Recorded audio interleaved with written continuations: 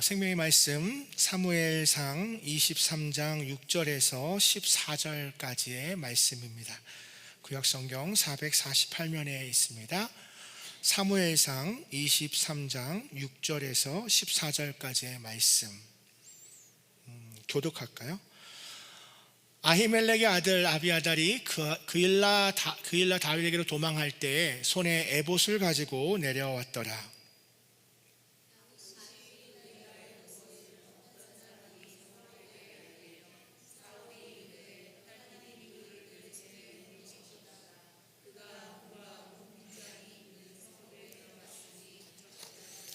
사울이 모든 백성을 군사로 불러 모으고 그일라로 내려가서 다윗과 그의 사람들을 애워싸려 하더니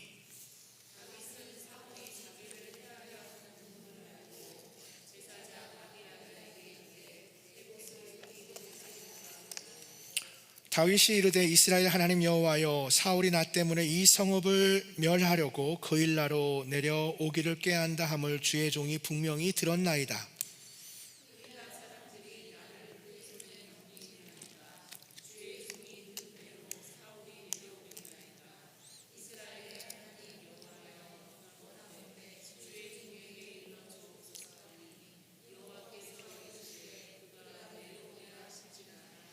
다윗이 이르되 그일라 사람들이 나와 내 사람들을 사울의 손에 넘기겠나이까 하니 여호와께서 이르시되 그들이 너를 넘기리라 하신지라.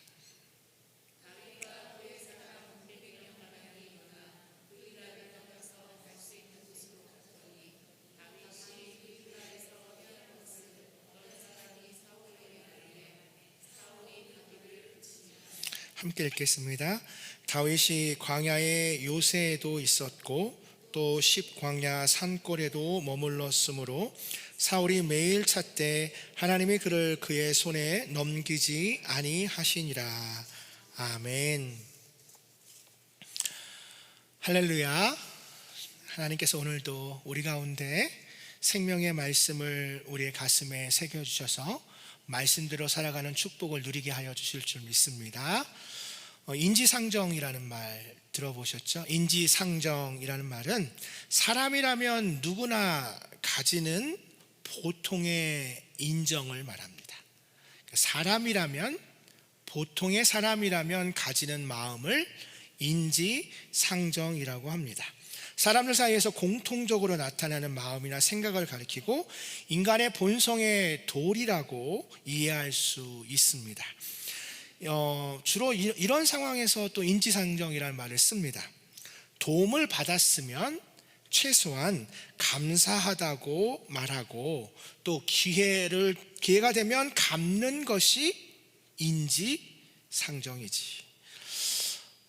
그런데 그 인지상정의 도리를 지키지 않을 경우는 어떻게 이럴 수 있어? 사람이 어떻게 그럴 수 있지라는 마음을 갖게 됩니다. 오늘 본문에 나오는 다윗의 마음을 표현한다면 어떻게 이럴 수 있어? 그래서 저는 오늘 설교 제목을 어떻게 이럴 수 있어 라는 제목으로 하나님의 은혜를 나누고자 합니다. 조금 배경을 설명드리면 다윗이 사울 왕에게 쫓겨요. 뭔가를 잘못해서 그런 것이 아니라 성경은 사울 왕이 다윗을 질투한다고 말해요. 다윗이 골리앗을 물리친 후에 사람들은 다윗의 그 용기와 용맹을 따라서 사울이 죽인 자는 천천히요 다윗이 죽인 자는 만만이라라고 다윗을 칭송해요. 그 말을 들은 사울 왕이 다윗을 주목하여 보기 시작하고 이제는 블레셋이 우리의 원수가 아니라 아마 저 다윗이 곧 내 왕권을 빼앗을 사람이라고 생각하고 이제는 계속 다윗만 쫓아다녀요. 다윗은 어쩔 수 없이 도망 다니는 신세가 됩니다. 그래서 광야에 때로는 동굴에 그렇게 도망 다녀요.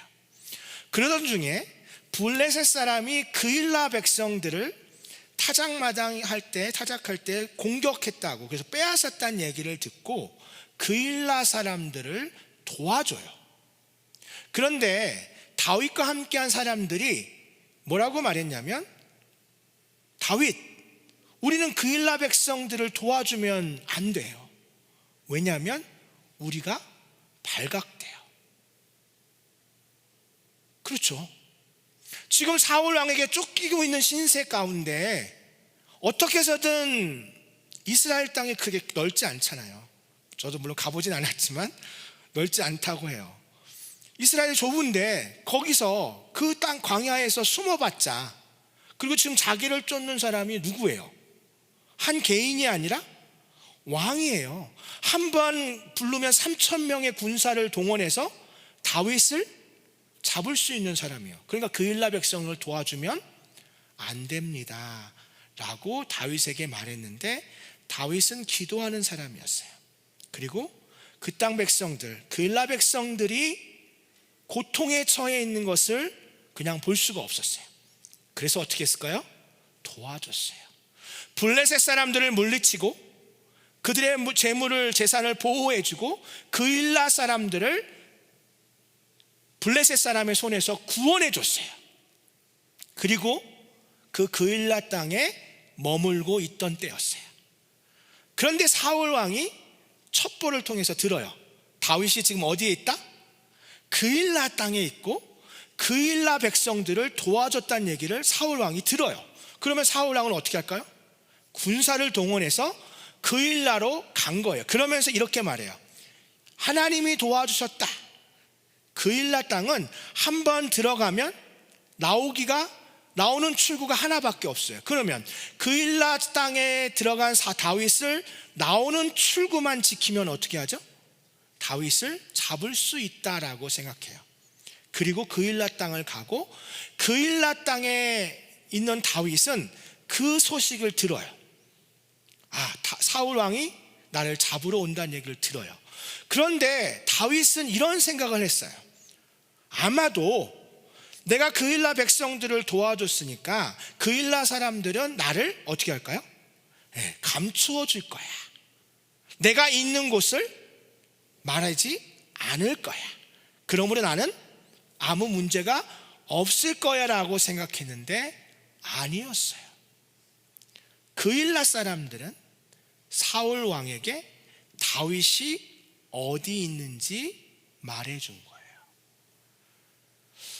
여러분, 그때 다윗의 심정이 어떨까요? 그래서 저는 그 다윗의 심정을, 물론 성경에 나와 있지 않지만, 어떻게 이럴 수 있어? 내가 목숨을 걸고 위험에 빠진다고 그렇게 나와 함께한 사람들이 반대했음에도 불구하고 내가 그일라 백성들을 도와줬는데, 사울 왕이 온다는 이유만 듣고 자기가 있는 위치를 알려주고 이제 자기는 잡힐 위기에 처해 있을 때 다윗의 심정은 아마도 너무나 힘들고 그일라 백성들을 향해서 어떻게 이럴 수 있어요? 라고 말했을 겁니다. 어떻게 이럴 수 있어? 라는 다윗의 마음은 아마도 배신으로 우리의 마음이 무너지는 순간입니다. 다윗은 기도의 사람이었지만 그 기도 응답으로 그일라 백성들을 도와줬지만, 그러나 자기에게 돌아온 건 배신이었습니다. 그 배신감에 다윗은 너무나 가슴이 아팠을 것입니다. 어떻게 이럴 수 있어요? 라는 것은 배신으로 우리의 마음이 무너지는 순간입니다. 여러분의 삶에 다윗과 같은 마음이 들 때가 있나요? 개인적으로 정말 배신이다라고 그런 일을 겪어본 적은 저는 사실 없습니다. 그런 배신감까지 느껴질 정도로. 그런데 꼭 그 정도는 아니어도 살아가다 보면 우리의 삶에서 한 번쯤은 어떻게 이럴 수 있어? 라는 마음은 아마 다 한 번쯤은 들었을 겁니다. 배신으로 마음이 무너지는 어떻게 이럴 수 있어? 라는 그 순간에 다윗은 어떻게 했을까요? 다윗은 그 순간에 하나님께 기도합니다. 놀랍지 않으세요? 어떻게 이럴 수 있어요? 정말 이거는 말로 표현할 수 없는 배신인데, 그 배신감이 내 마음속에 들어올 때 다윗은 하나님 앞에 기도합니다. 배신으로 마음이 무너지는 그 순간에 다윗처럼 우리는 하나님 앞에 나아가야 합니다. 나는 예수님께 이런 적이 없나? 예수님이 혹시 나를 보면 어떻게 이럴 수 있어? 라고 하실 때는 없나?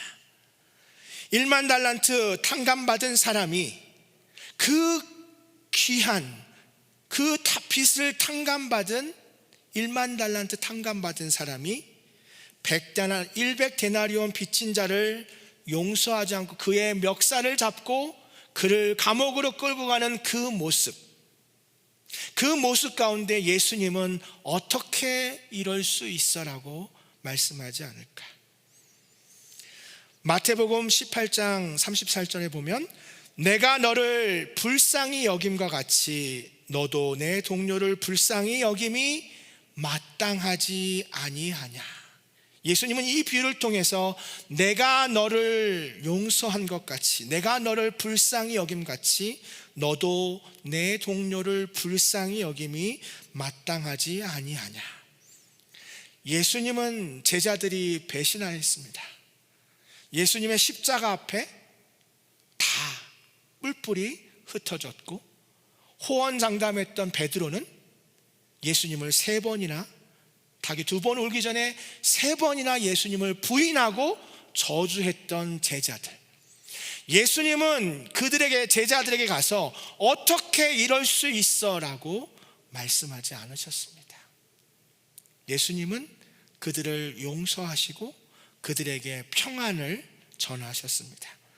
사랑하는 성도 여러분, 우리의 삶 가운데 때로는 어떻게 이럴 수 있어라는 그런 마음이 들 때 예수님께 나아가 기도하는 저와 여러분 되시기를 바랍니다.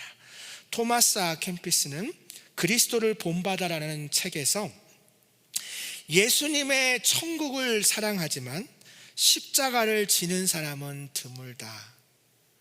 우리가 예수님을 사랑한다고 말할 때 예수님께서 말씀하신 용서, 예수님이 말씀하신 다른 사람을 용서라는 그 말이 좋은 게 아니라 예수님이 우리에게 약속하신 천국 영생만을 따르는 자들이 많다라고 말하며 편안함을 원하는 사람은 많지만 고통을 원하는 사람을 드물다.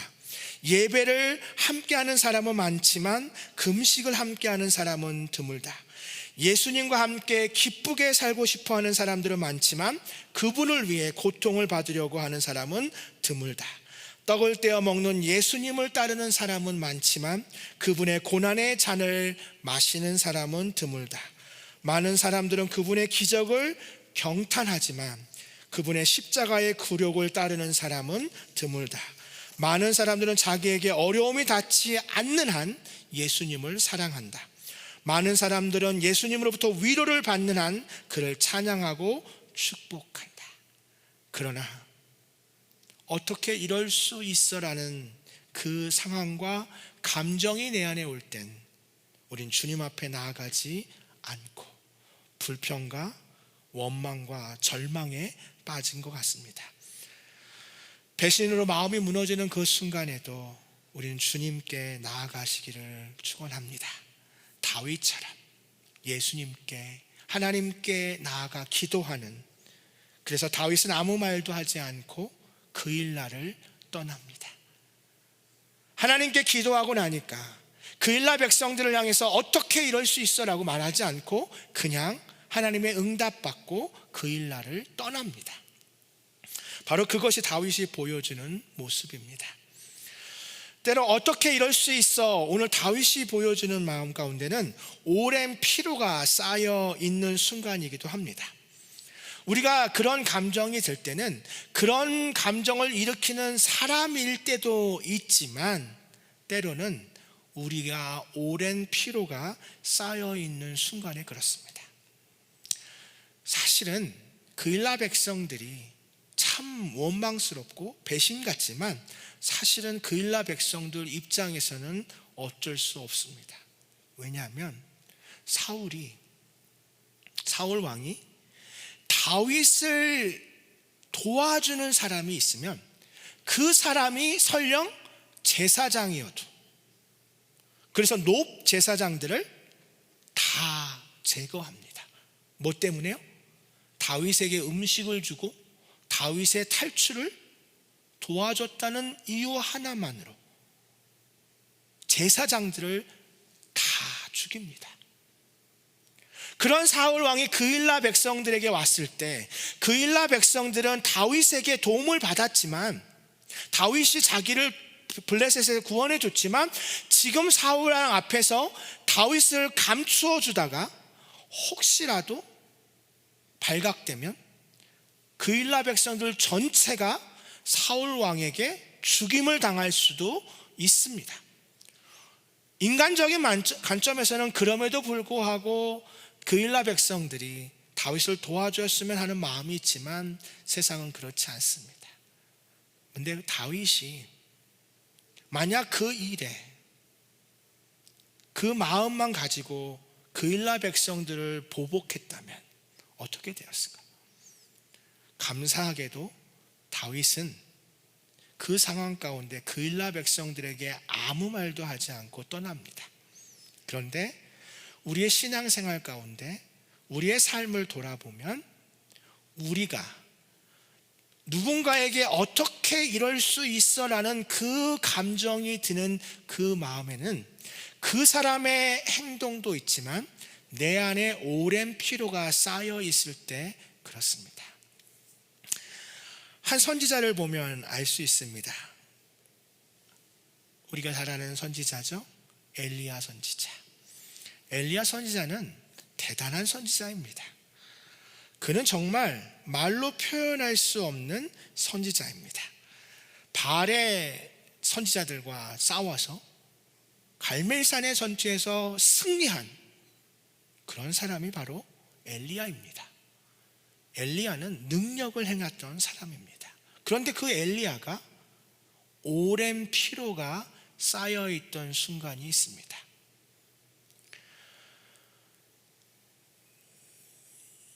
아합 왕이 이제 바알 선지자들과 이제 아사랴 선지자들이 다 죽잖아요. 거기 이제 불이 내리고 이제 다 하잖아요. 그때 이제 엘리야가 이제 도망을 가거든요. 도망을 가는 중간에 엘리야가 그 성경에 보면 이렇게 말해요. 그가 이 형편을 보고, 여기서 이 형편이라고 하는 것은 이제 자기를 죽이려고 하는 그 사람들을 보면서 일어나 자기의 생명을 위하여 도망하여 유다에 속한 부엘세바에 이르러, 이렇게 하면서 이렇게 자기의 사환을 그곳에 머물게 하고 자기는 광야로 들어가 하루길쯤 가서, 이렇게 성경에 나와요. 그러니까 이제 쫓기는 가운데 사환을 내려놓고 자기는 하루길쯤 더 가요. 그런데 그 가서 엘리야가 뭐라고 말하냐면 지칠 대로 지쳐 있어요. 그래서 그 엘리야가 뭐라고 말하냐면 에너지가 하나도 남아있지 않는 거예요. 그래서 뭐라냐면 하나님 차라리 나를 데려가라. 우리가 상상할 수 없는 모습이에요. 바알 선지자와 아세라 선지자들이 그렇게 모여있는 850명이 모여있는 가운데도 어떻게 해요? 제단에 불을 내리게 예수님 기도하는 그 엘리야가 지금 뭐라고 말하냐면 하나님 나를 그냥 데려가 달라고. 왜 그럴까요? 엘리야도 오랜 피로가, 그 마음 가운데 오랜 피로가 쌓여 있었습니다. 그런 엘리야, 능력 있는 선지자 엘리야도 오랜 피로와 감정의 마음이 있을 때는 그도 그렇게 말합니다.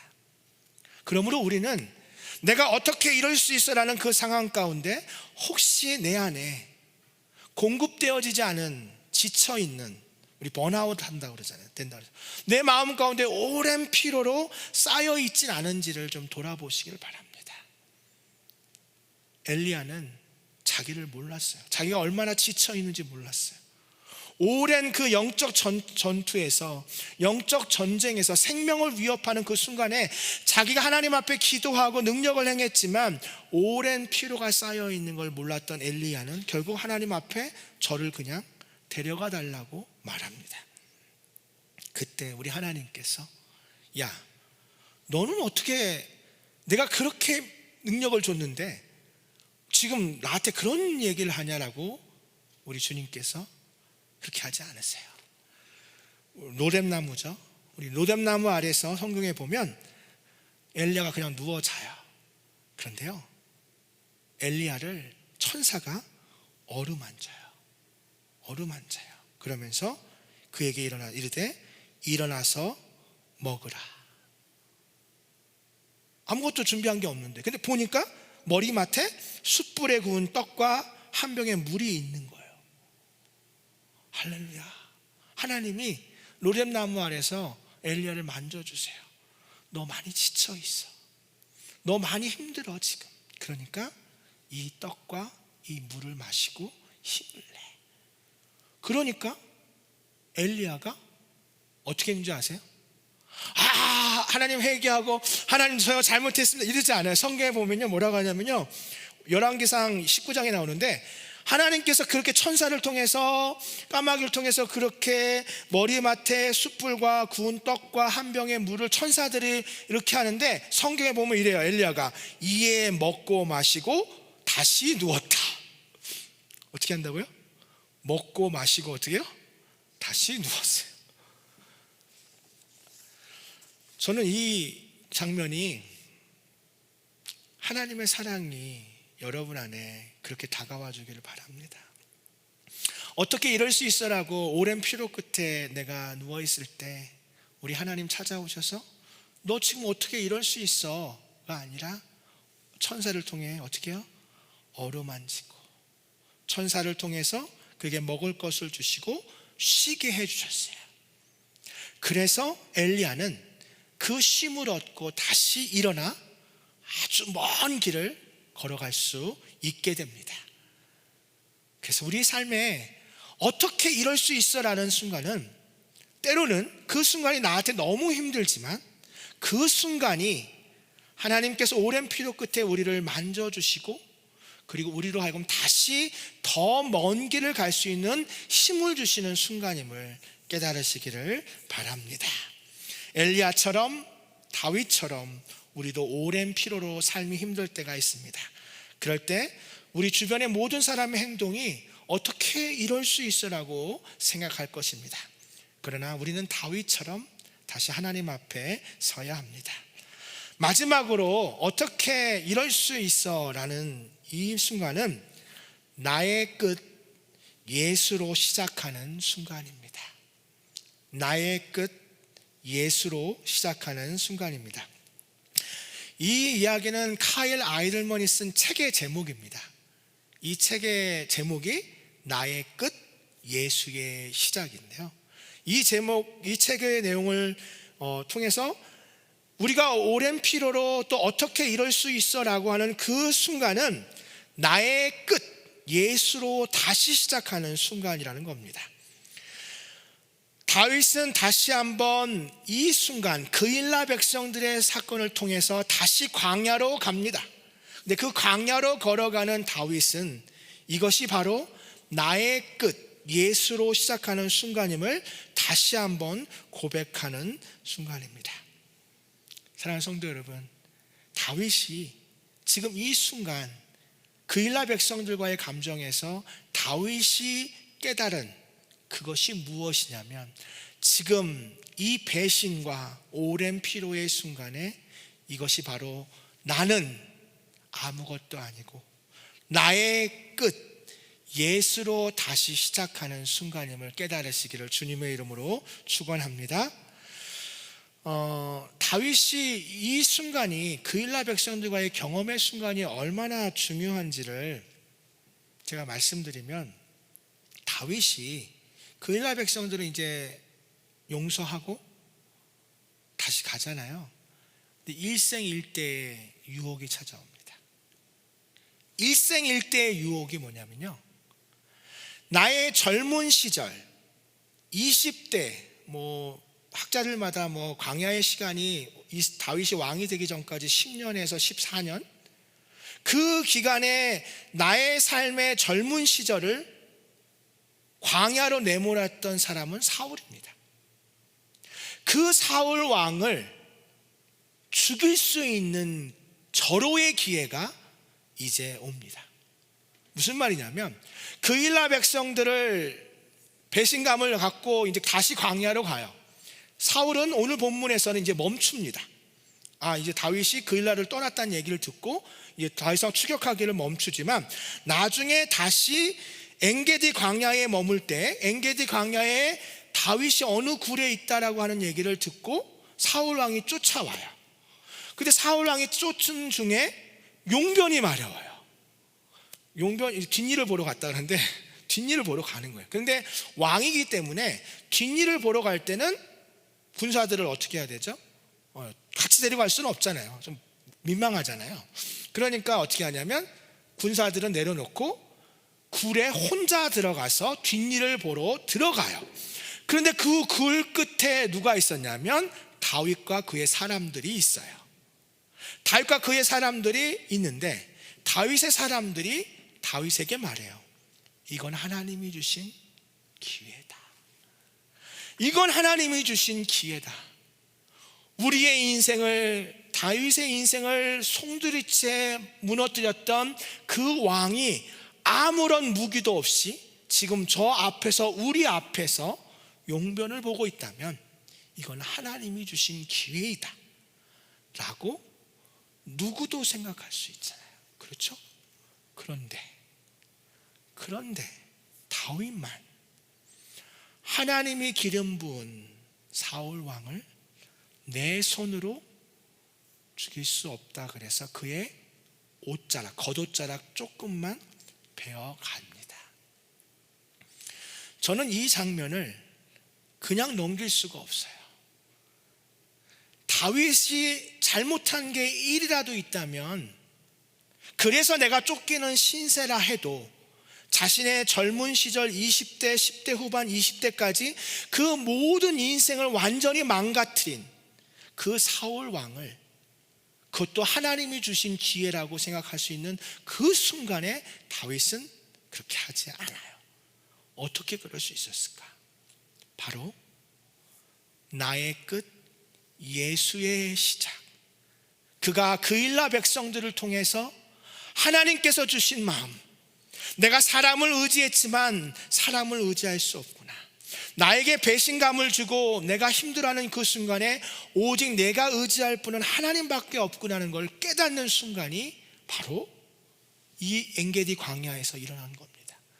그래서 다윗은 그를 그냥 돌려보내요. 성경에는 2번 그런 일이 나옵니다.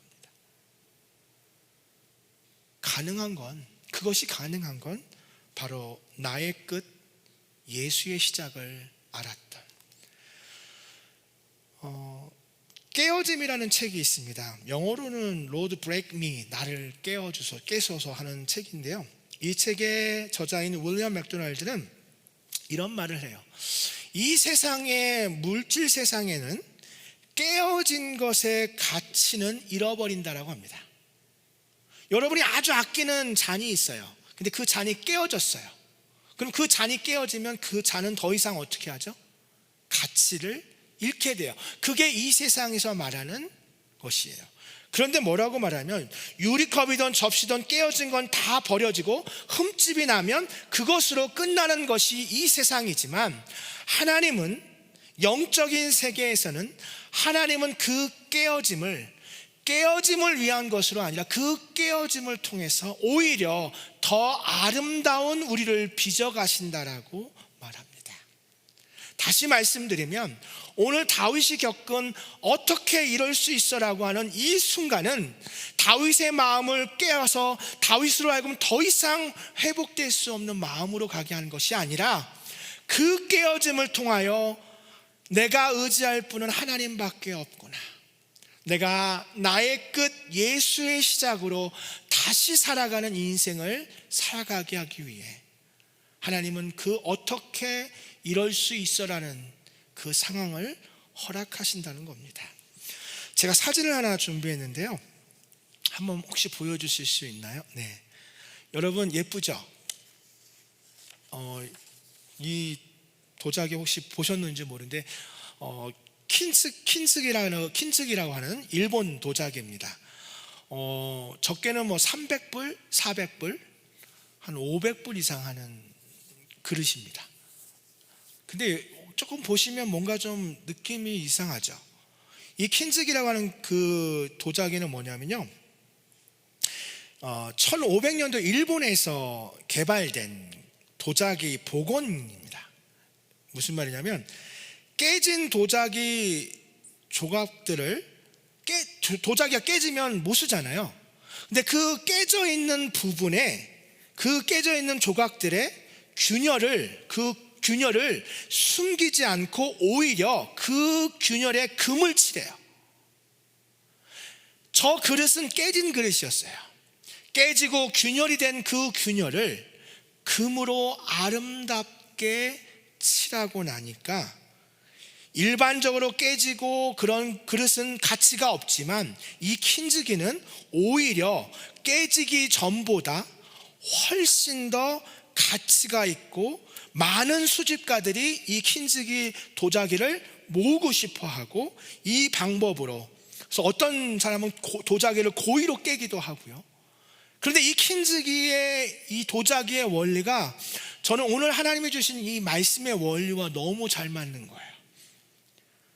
우리의 마음 가운데 우리의 마음을 깨게 하는, 어떻게 이럴 수 있어라고 하는 순간이 오는 그 깨어짐에 우리 하나님께서 그 깨어진 균열에 금을 칠해 주시면 우리는 세상과의 비교할 수 없는 아름다운 그릇으로 다시 쓰임받게 될 줄 믿습니다. 다시 말씀드리면, 어떻게 이럴 수 있어라는 상황이 오히려 하나님이 다윗을 더 아름답게 빚어가는 순간임을 믿습니다. 기도하겠습니다. 사랑의 하나님, 이 땅을 살아가면서 어떻게 이럴 수 있어라는 상한 감정과 깨어진 마음, 그리고 배신을 당하는 경우가 있습니다. 그런 우리의 깨진 마음은 어찌 보면 볼품없고 초라하기까지 합니다. 그러나 그런 깨진 도자기에 금을 칠하고 다시 하나님께서 토기장이가 되어서 새로운 길을 인도하심을 믿었던 다윗처럼 우리에게도 그런 믿음 주셔서 이 땅 가운데 하나님의 일하심을 믿고 광야 가운데서도 소망을 잃지 않고 믿음으로 나아가는 우리 모두가 되게 하여 주시옵소서. 나의 끝, 예수의 시작이 이루어지는 오늘 나의 삶, 믿음의 여정이 주님 다시 오실 때까지 기쁨으로 그 순종의 길, 사랑의 길 걸어가는 우리 모두가 되게 하여 주시옵소서. 예수님의 이름으로 기도합니다. 아멘.